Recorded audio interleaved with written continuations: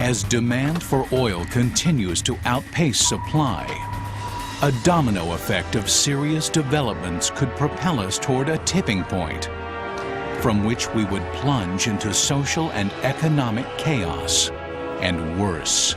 There isn't a viable Plan B out there. And the alternative to Plan B, sort of Plan C, is a global recession worse than the Great Depression of the 1930s. The four horsemen of the apocalypse: war, famine, pestilence, and death. Based upon projections by a growing group of energy experts, the following scenario could be our fate in the not-too-distant future. By 2012, an energy-hungry middle class of automobile owners has continued to explode in China, India, and other developing countries. The world's demand for oil has jumped from 84 million barrels a day to 100 million. Producers and refiners cannot keep up. This creates a ripple effect. Nations begin jockeying for position as oil becomes ever more scarce. With oil supplies as tight as they are, a sudden man-made or natural disaster could trigger the unthinkable. My biggest fear, and should be the world's biggest fear, is something similar to September 11 would take place in Saudi Arabia. The Saudi facility at Ras Tanura is the largest terminal in the Persian Gulf. It receives and transports 10 million barrels of oil a day. If Ras Tanura or another major terminal were to be hit by terrorists, the results could be catastrophic. Even under normal conditions, these kinds of facilities are extremely dangerous, as oil is highly flammable and explosive.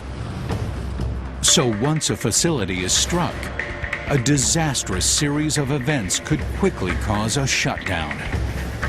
If this happens, millions of barrels of oil a day could not be processed and shipped out, and the world economy could quickly slip into a recession.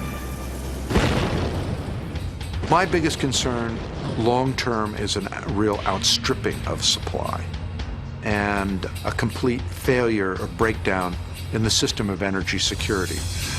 We got a precursor in the United States in the summer of 1979 when we had our second long gas lines. There were shootings, there were fistfights, and cars would be smashed. As the crisis deepens, the price of oil rises sharply to $150 a barrel. A gallon at the pump reaches a shocking $8. The SUV owner has to cough up nearly $200 to fill up. Tens of millions of people in the suburbs with no available mass transportation can't get to work.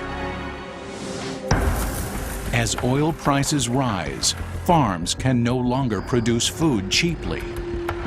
Trucking costs tied to the price of fuel rise dramatically.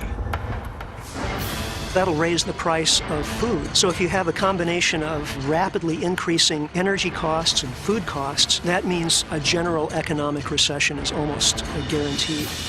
That first winter, there are shortages and price spikes in home heating oil. To cope, many return to using wood for fuel. The skies turn an ever-present gray. People who lack fuel altogether will not survive. With so many products dependent on gasoline, either for their delivery or manufacture, the price of the basic necessities of life skyrockets. Hunger, disease, and crime become rampant. The price of transportation fuel shoots up beyond the reach of most consumers and manufacturers. Businesses, even Fortune 500 companies, begin to fail. The economic slide worsens. We're now in a full-blown depression. We'd have an increasing problem with unemployment. People would be losing their homes because they couldn't make the payments. Banks would be failing. The stock market crashes. Breadlines return. Millions of people become homeless. Inflation rises so high, money becomes practically worthless. The government would have to deal with people not having anywhere to go, not having jobs, and they'd have riots and unrest in the street. As the economy crumbles, the black market takes over. Gangs rise up to protect the traders. Society teeters on the edge of collapse. As people lose their connection with a larger functional social matrix, they'll try to survive any way they can. Motorcycles rule the day, tricked out to run on ethanol made on rooftops and in backyards. It's a Mad Max world in which people cobble together their own Plan B strategies for survival. In order to save their desperate nations, governments consider armed intervention. The United States and China have both announced that they will not be denied access to world oil supplies because oil is vital to their economies. And a lot of wars have been fought over less than that. If outside nations invade the Middle East to get to the fields, they may be faced with nuclear weapons the oil-producing nations have procured to defend the last of their oil.